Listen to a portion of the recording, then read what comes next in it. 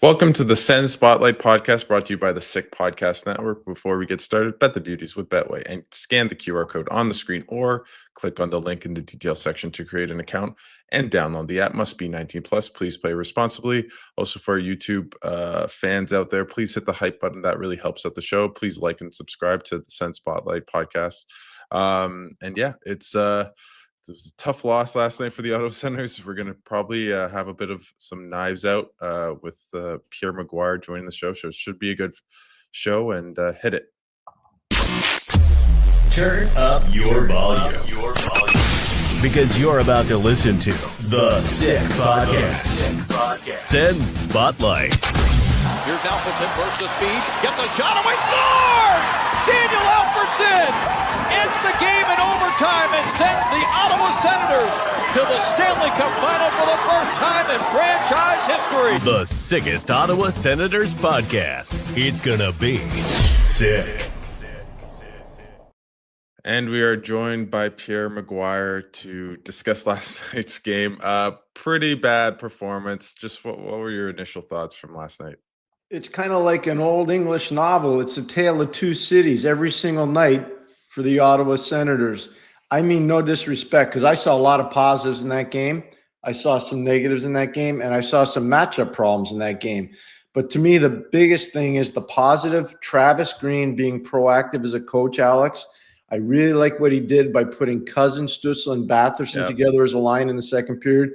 I apologize to the coaching staff in advance because I am more on the coach's side in a lot of these situations. It was never acknowledged on television on the feed that I watched. And I want to tell the coaches that was a major swing decision by them in that game. They deserve a lot of credit, whether it's Travis, whether it's Daniel, whether it's Ben Sexton, whether it's Nolan, Baumgartner. That coaching staff deserves credit for some of those decisions. And that's the positive. I'm really excited. I thought Linus Ullmark was a positive. I did. You think about those breakaway saves, especially in the second period. If it's not for Linus, that score's a lot more unfriendly towards Ottawa. And then the third thing is I love the offensive component of Jordan Spence. It's not his fault. I'm going to blame the coaches on this one. He cannot be on the ice at that time of the game. And I'm watching that game in my office where I'm sitting right now. And my wife, who never watches hockey unless our son's playing, is sitting next to me. And I'm going, uh-oh. I'm telling you, for about 30 seconds. And my wife goes, what are you doing? And I said, this is a bad mismatch. If Anders Lee gets the puck, he's going to walk Jordan Spence. I promise you he will walk him. And if I'm seeing that in South Carolina, they got to be seeing that in the 6-1-3. They have to. And I know they're going for the win, but then I saw what one of their players said, who will remain nameless post-game, and maybe you're the man that got the quote. And he said, we got to understand that we're playing for a point to get it to overtime at that point. We're not trying to lose a point. And I admire that player for saying that because he said the right thing. Yeah. I think it was Timmy, but it was Timmy or Pinto. They all blend into one another when you're post-game. But one of the players said that. And the other thing the player said that like Shane Pinto said, we weren't mature, right? We weren't mature enough to find a way to win. And David Perron said something that my jaw dropped a little bit. He's like, we should have learned this by now, how to play the right way. And watch Travis Green's post-game press conference. To call him upset and pissy is probably an understatement. He was pretty perturbed. Yeah. And I get it. Like I think the positives that you outlined, Pierre, totally hit the nail. I think Jordan Spence actually played a really good game until that mess up. But they were way too lackadaisical with the puck. They were way too cheating for offense. There was plays from Zetterlund, Cousins to give up pucks at their own blue line where if they just dump it out, no goal. And turns around, the Islanders score. They were way too open to begin the game in the second period, even when they were playing relatively well. It felt like the old habit. Like I just saw flashbacks of the 23-24 Senators where they cheat for offense and get burned defensively. And last year, the success for this team was by playing really structured hockey. And maybe they didn't get as many goals as they'd like, but they got many more wins. And I think that's a great point. I think part of it too, Alex, is The goaltending is covering up some stuff. Now, they didn't get good goaltending in an 8-4 loss in Buffalo. They didn't, and Sure. that's why Buffalo rang 8 up on them. But they've been getting good enough goaltending here the last couple games that they should have. And we talked about it before the week started, how important this week was. They had to put 6 out of 8 points in the bank before they obviously played Edmonton and headed out on the road. They got 2 points. So I think we're in agreement here. We're not saying the season's over, but this was a step backwards this week. This was a big step backwards. And if they're going to reel it back in, they got to beat Edmonton. Edmonton's not playing well. I can tell you right now, they cheated the game against the Islanders the other night. And yesterday afternoon into the early evening, they cheated the game against the New Jersey Devils. I watched that game too.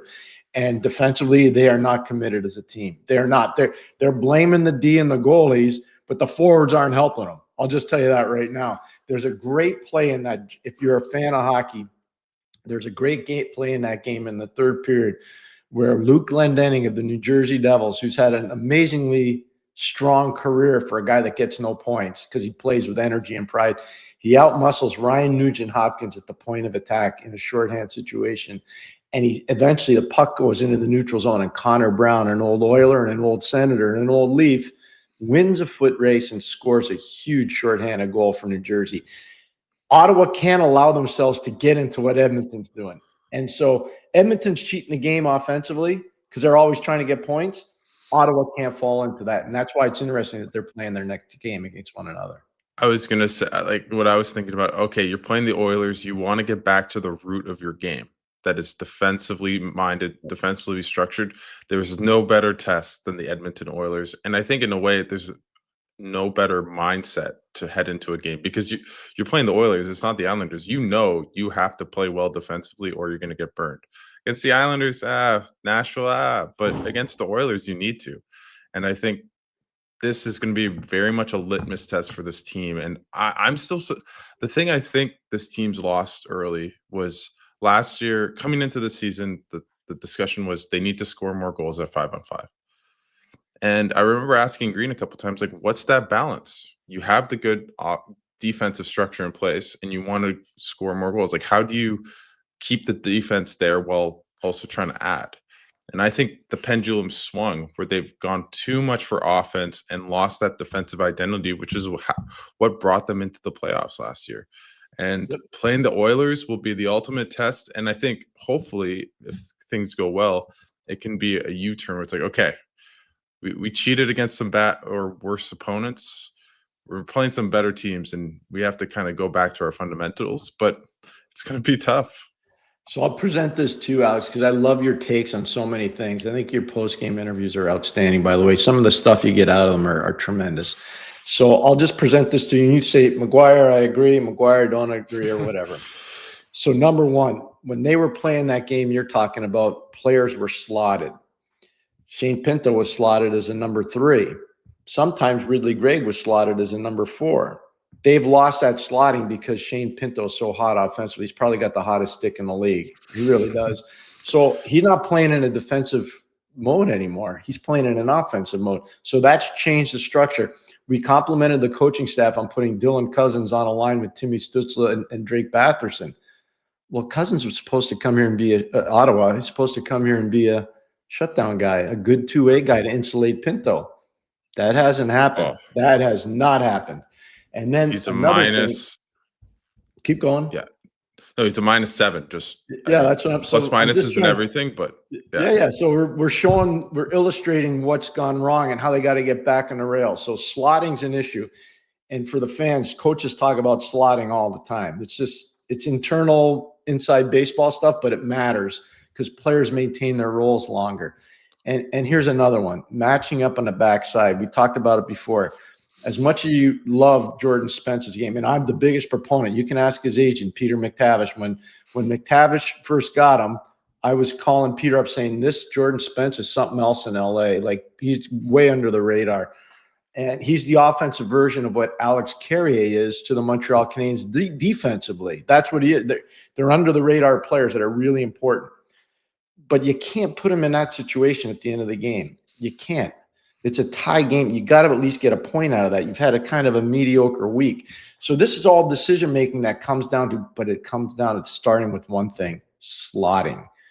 And they're not slotted properly right now. And the coaches know it. They're not going to say it because they don't want to break the spirit of the players, but that's a fact.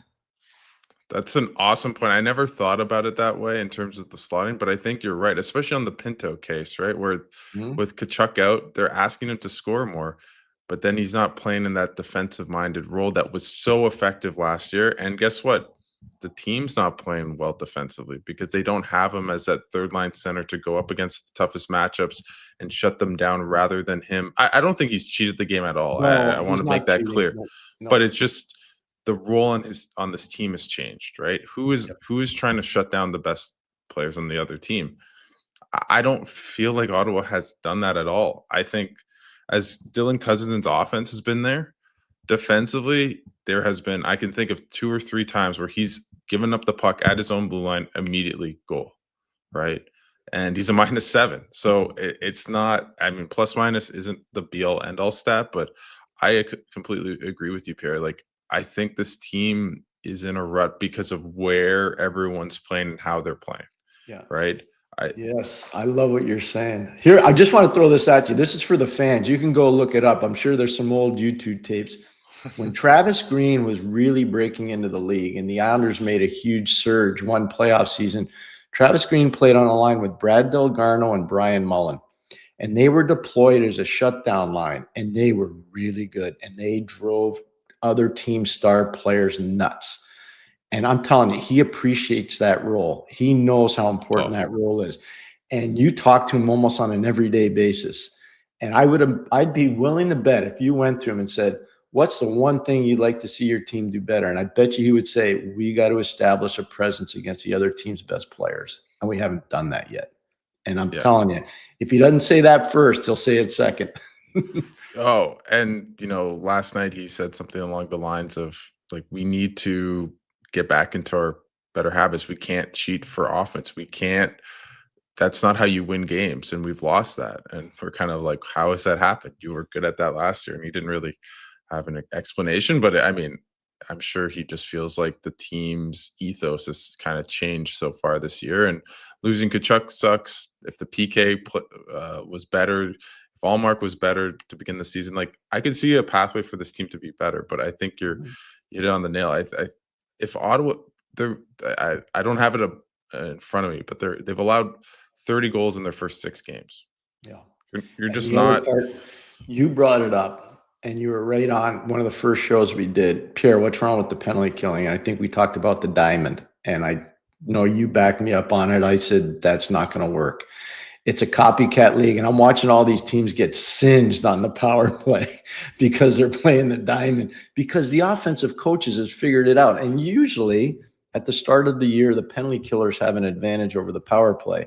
And then the power plays get a little bit of an advantage because they break down some of the penalty killing schemes.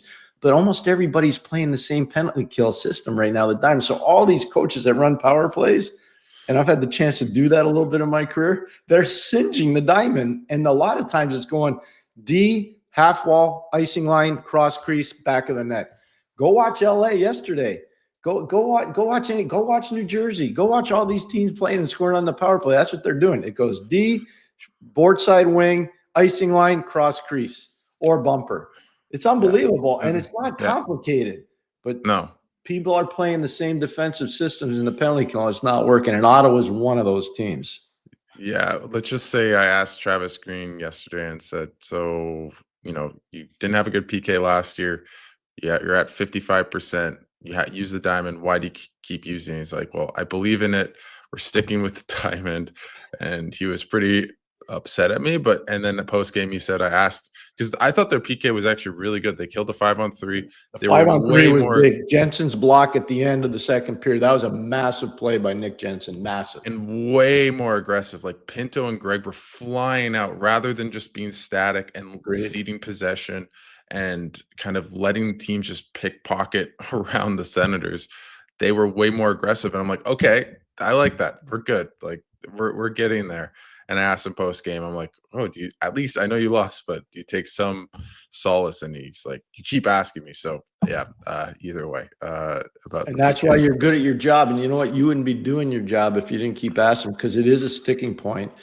And we talk about the right side of the D, and I wanted to praise Nick Jensen because I saw he was laboring. There was a great shot that TSN had of Travis talking to Nick. I'm going to say it was in the middle to late part of the second period before that penalty kill. And I don't know what they were talking about, but Jensen kept nodding his head like, yes, I understand. Yes, I understand. Travis is being proactive as a coach. He's not trying to overrule Nolan Baumgartner, by the way, who runs a D. He's not trying Sure. to do that, but he's coming over because he sees something that he wants to adjust. I don't know what it is, but you could see, and that was a great pickup by the TSN crew on that. But what I'd tell you is that the frustration, you're going to get an angry Edmonton Oilers team. I'm just telling you, you're going to get an angry. They were disappointing against the Islanders, and they were really disappointed. I'm just telling you, against New Jersey, that wasn't good enough. That wasn't good enough. No. So they're coming in full bore. You'll see they're going to have guys coming in ready to play on Monday or Tuesday night. Yeah, the one thing I think. Is it Monday? No. You got it. It's Tuesday. It's Tuesday. Yeah.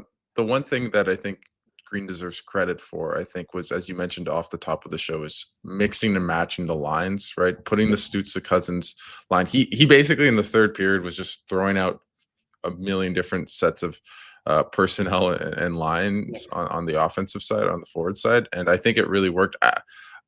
The one thing that I'm still getting more worried about is just Zetterlund. I don't know what his fit is on this team. They paid him that big ticket. He has 1 point in his first 6 games. If he's not scoring, what's he bringing to?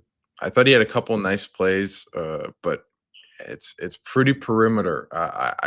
I don't think. I think it's clear that he's not that top 6 guy.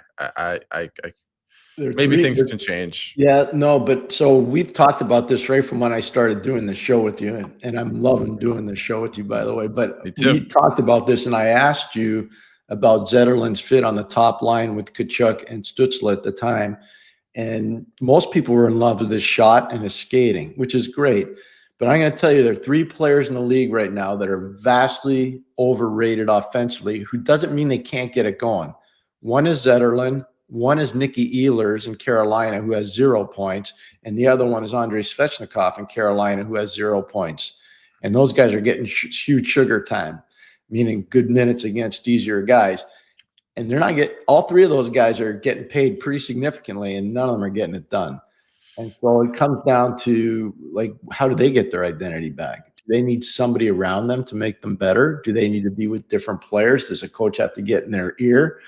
It's going to be interesting to see. But, people don't pay attention to Carolina. I watched their game with LA yesterday, and I'm like, where's Svechnikov? Where's Nicky Ehlers? And when I watch Ottawa, and I watch every single game from start to finish, where's Fabian Zetterlund?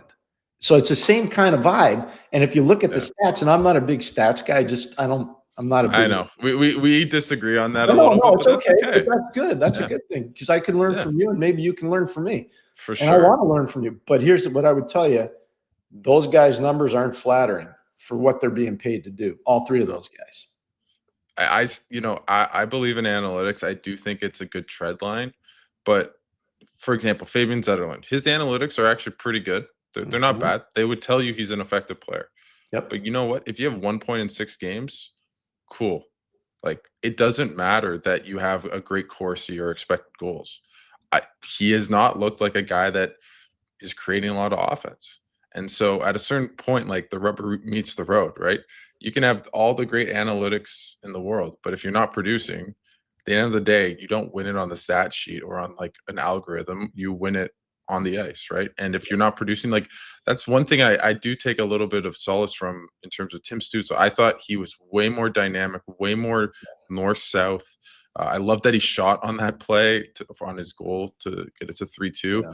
It's going to be interesting if he's a left winger. I like it, but I also feel like Dylan Cousins should be the guy moving to the wing more than Tim Stützle.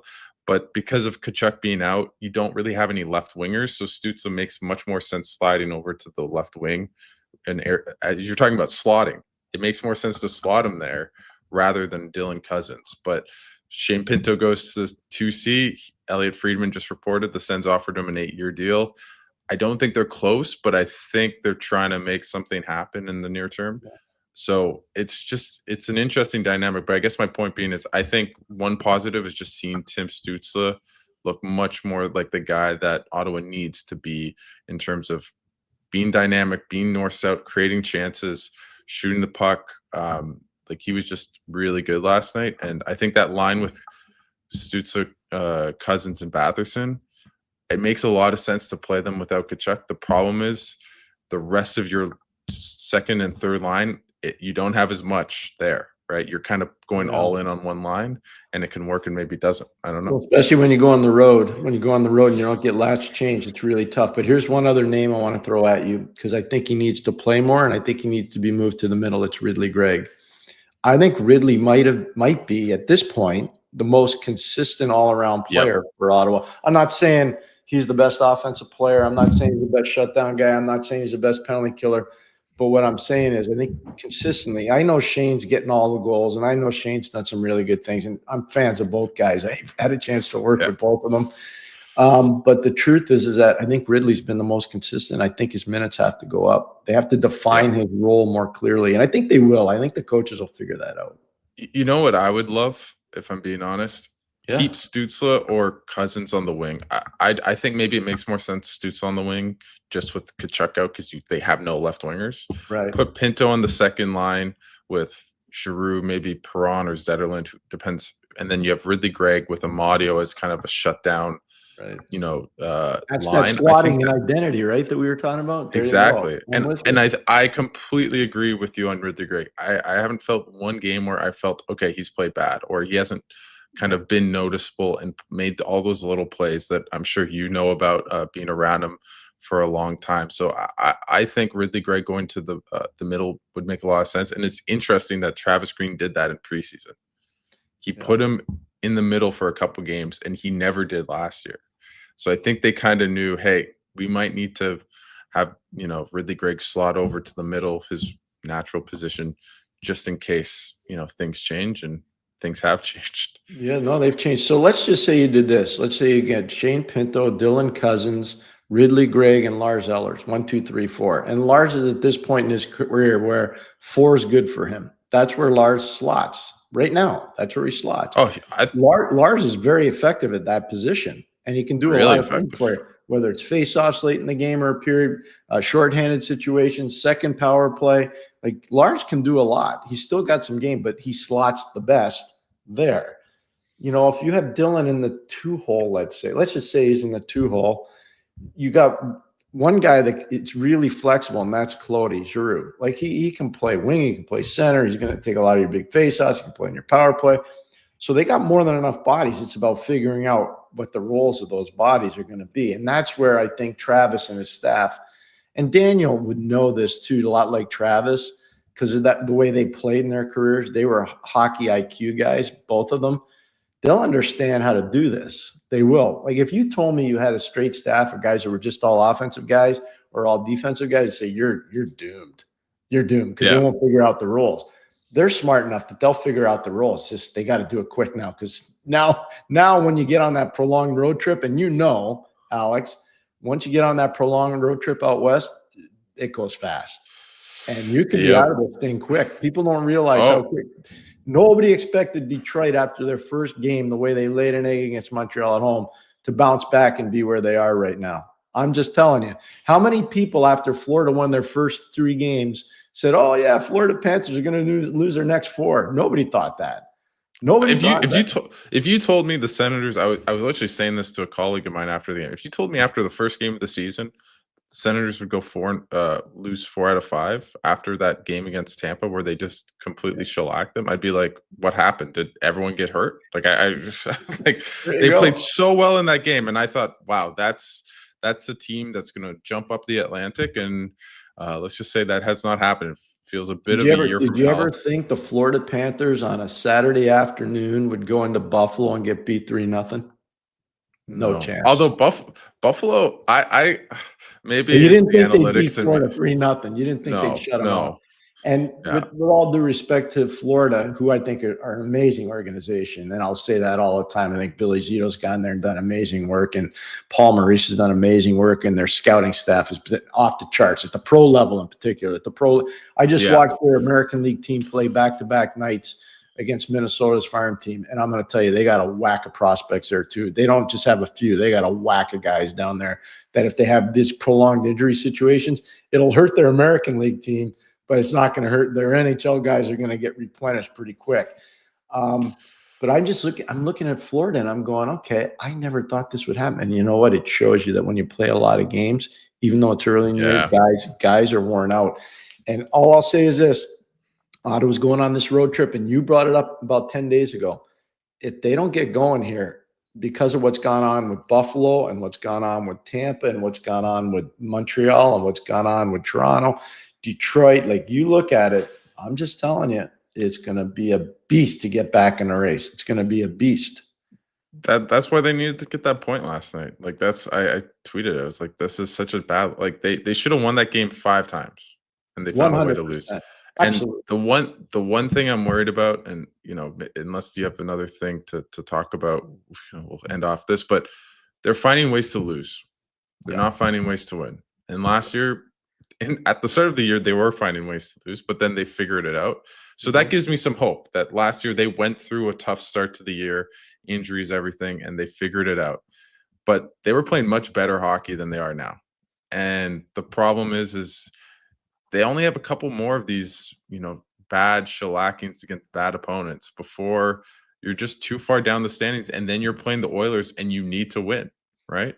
Yep. The margin of error gets smaller and smaller every time you lose, right? And especially in Atlantic that you mentioned, that I think every team is a competitive hockey team. No one can't afford injuries. Look at Florida. All these injuries now, they are coming back to haunt them. And Kulikov's not being talked about enough. I know people in Ottawa are happy that Donovan Sabrango got an opportunity to go to Florida and play for them, which is great. I don't like to see young kids get buried, especially if they have NHL ability, which this young player has.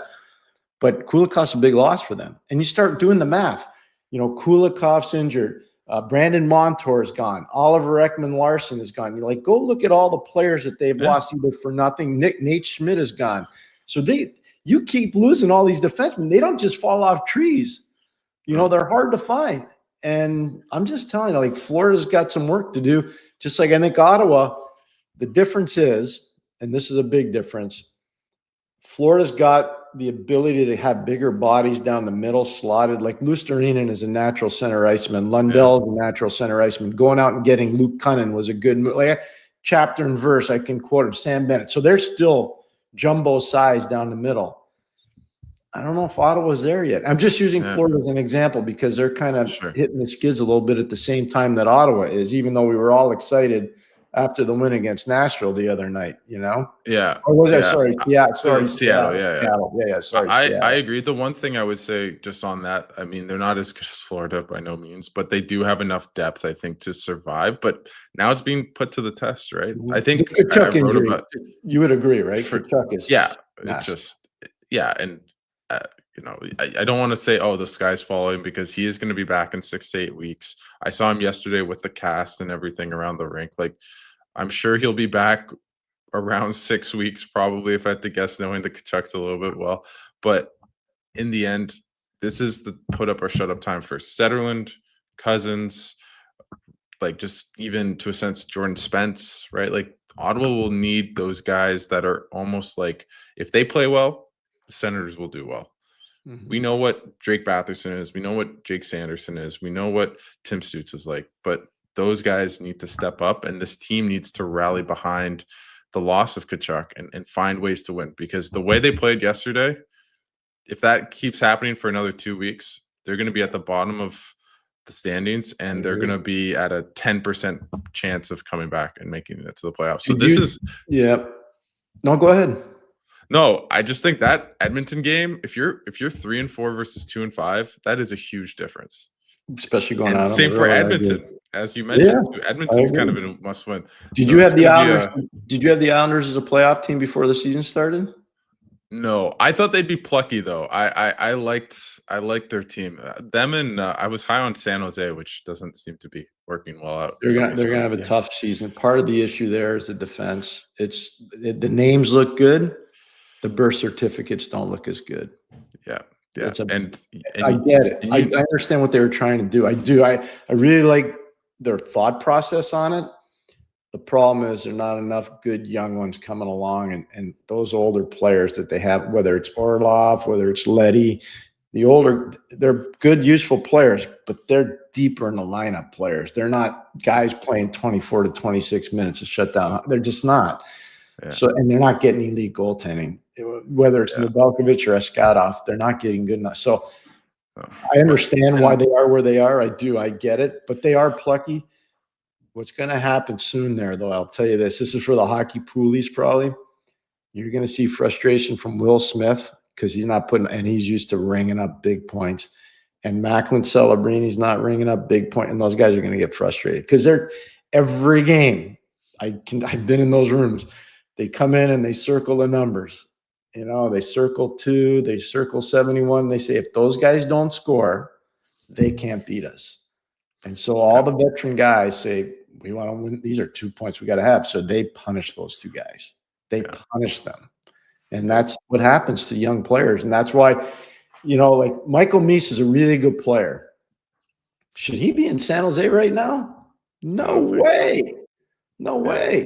It reminds me of Ottawa from 3-4 years ago. Yeah, well, where they had all their young crop coming up all at the same time. They had no real veterans to insulate them. And guess what? They got into bad habits. They started losing. They started maybe the points came at certain points, but I see a little bit.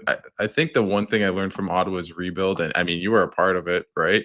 Is that you need to bring in a lot of veterans that can still play. And you need to insulate. It can't just be everyone that is the whole team can't be, 20, 21, 22, 23-year-olds. You need to have 30-year-olds that can still play too. That's the important part. And just make it much more of a competitive group rather than like even Chicago. I think they're playing a little bit well right now. And you can see they brought in just a couple more veterans just to insulate the young group that can still play. And so I just hope that the Senators can turn around the bad habits from years ago that seem to be creeping into their game right now and maybe get a couple wins and maybe not look as lost in their own end. But here's a Pierre, question I have for you because you're always around the team. I'm just curious. Did Travis give him the day off today? Do they have a league imposed day off, or did the coach give him a day off? If I had to guess, it's going to be league imposed, but I was surprised they had a day off. I don't know for certain, so I don't want to speculate, but you would know from this week with all the games, they probably didn't have any days off, I would imagine. No, they had it Friday off, but they had back-to-back. But they had a back-to-back. So I bet you that was a coaching. I bet you that was a coach's imposed one, and I'll bet you today's a league. Because the question I wanted to ask is, if Travis had his decision-making process not taken away by the mandated day off, I bet you they'd be at the rink today. Oh yeah, I've seen Travis Green enough around the team when they're losing, and let's just say when they're on a losing streak or playing bad. There's a noticeable difference to practice than when things are rosy. So, want a good story on one of those? Do you want a story on one of those? Sure. Okay. So we were really relevant near the end of the 94 season to be in the playoffs, and we went on this long road trip. It was Quebec, Montreal, Winnipeg, Calgary, Vancouver, Edmonton. The 1994 season, the Winter Olympics were in Lillehammer. So we started the trip in Quebec, and we won a really tight game, and I was really proud of our guys. And we bussed down to Montreal that night, and we played the next night in Montreal. Lyle Odeline that night set a record for points scored by a defenseman in the Montreal Canadiens. I think he had 6. Most of them assists, 1 goal, I think, and 5 assists. Well, I was not pleased with our group. And I told the trainers at the end of the game, I said, we're flying to Winnipeg at what time? I asked them the question first. I knew what time it was. And they said, we got an 11 o'clock flight to Winnipeg. I said, okay, you're going to get me the earliest ice you can get me at the Forum in Montreal. And we practiced, I believe, at 6:30 in the morning. I made the guys come in and skate. And I skated with them, but we all skated together. We went to Winnipeg and won. We went to Calgary and lost in overtime. We went to Vancouver and beat a really good Vancouver Canuck team that went to the Stanley Cup final and lost to the Rangers in Game 7. We went into Edmonton and blew them out. Glenn Saylor was coaching Edmonton. We blew them out. We didn't just beat them. We blew them out. So the moral of the story is sometimes, and this was one time that I think I figured it out, you got to crack the whip. You got to sense where your team is. You got to crack the whip. And we did it that one day. And look what it did. So until I think a year ago, think about that. I think that was the best road trip in the history of the Hartford Whalers / Carolina Hurricanes. Until about a year ago. But great coaches think alike, because yesterday Green said sometimes you yell and sometimes you don't.